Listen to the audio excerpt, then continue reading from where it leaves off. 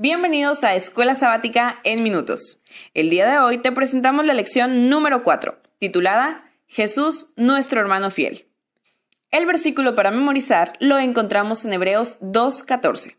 Así que, por cuanto los hijos participaron de carne y sangre, él también participó de lo mismo, para destruir por medio de la muerte al que tenía el imperio de la muerte, esto es, al diablo. El libro de Hebreos nos describe a Jesús de diferentes maneras. Incluso en los primeros 2 capítulos de este bello libro, tenemos una presentación completa de él.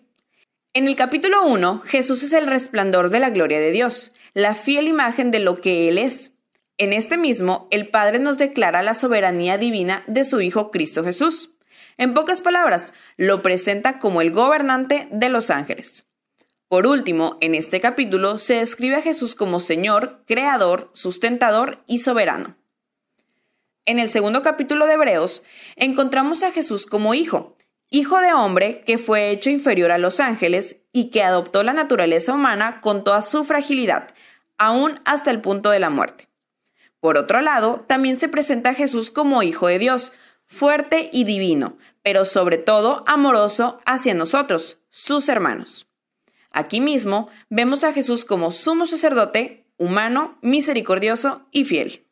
El año jubilar era un gran año sabático que ocurría cada 50 años, en el que se perdonaban las deudas, se reclamaban las propiedades y se proclamaban la libertad de los cautivos.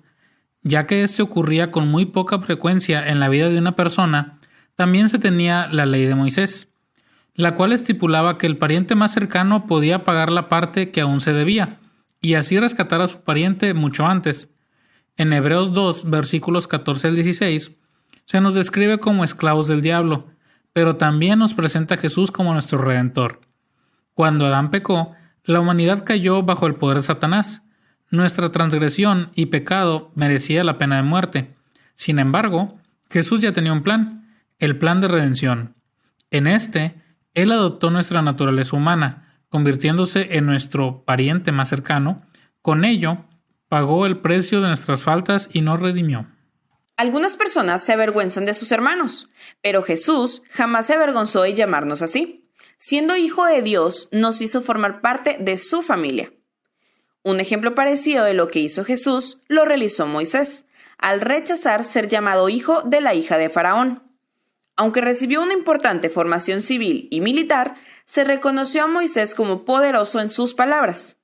Elena G. de White menciona que fue el favorito del ejército egipcio, incluso considerado por el faraón para ser el sucesor al trono. Aunque Jesús jamás se avergonzó de llamarnos hermanos, muchos de los hebreos, después de sufrir persecución y rechazo, comenzaron a avergonzarse de él. Por eso, Pablo constantemente nos anima a retener la profesión de nuestra fe. Dios quiere que reconozcamos a Jesús como nuestro Dios y nuestro hermano. Jesús pagó nuestra deuda, nos muestra la forma en que debemos vivir para ser hechos conforme a la imagen de su Hijo. Carne y sangre. Esta expresión enfatiza las siguientes características: la fragilidad de la condición humana, su debilidad, la falta de entendimiento y la subyugación a la muerte. Bien es cierto que Jesús se hizo completamente humano en todo, pero cabe mencionar que no era realmente uno de nosotros. ¿A qué nos referimos con esto? Claro que Jesús fue hecho humano, pero había 2 grandes diferencias entre él y nosotros. Número 1. Jesús no cometió ningún pecado. Número 2. La naturaleza de Jesús no estaba ensombrecida por el pecado. Pero, ¿qué quiere decir esto? La naturaleza humana de Jesús era santa, inocente, sin mancha y apartada de los pecadores. En cambio, nuestra naturaleza humana es carnal y vendida al pecado. Si Jesús hubiera tenido una naturaleza humana igual a la nuestra, incluso Él habría necesitado un Salvador. En cambio, Jesús vino como Salvador y se ofreció a sí mismo como sacrificio sin mancha a Dios en nuestro favor. Con esto, Jesús destruyó el poder del diablo al morir por nuestros pecados como la ofrenda inmaculada, y así logró nuestro perdón y reconciliación con Dios, mientras que la destrucción final de Satanás ocurrirá en el juicio final. ¿Te has preguntado qué tan necesario era el sufrimiento que vivió Jesús? El apóstol Pablo dice que Dios, por medio del sufrimiento, tenía que ser perfecto. En Hebreos dice que Jesús pasó por un proceso de perfeccionamiento, que le dio los medios para salvarnos. Jesús murió en la cruz como sacrificio para que el Padre tuviera los medios legales para salvarnos. Fue la ofrenda perfecta y única. Básicamente podemos tener a Jesús como nuestro juez y abogado a la vez. Jesús aprendió la obediencia a través de los sufrimientos. La obediencia hizo que su sacrificio fuese aceptable y le permitieron llegar a ser nuestro ejemplo. Los sufrimientos revelaron que Jesús era un sumo sacerdote misericordioso y fiel. Por su sufrimiento, Jesús expresó y reveló la realidad de su amor fraternal. Una de las razones por las que Jesús adoptó nuestra naturaleza humana y vivió entre nosotros fue ser nuestro ejemplo.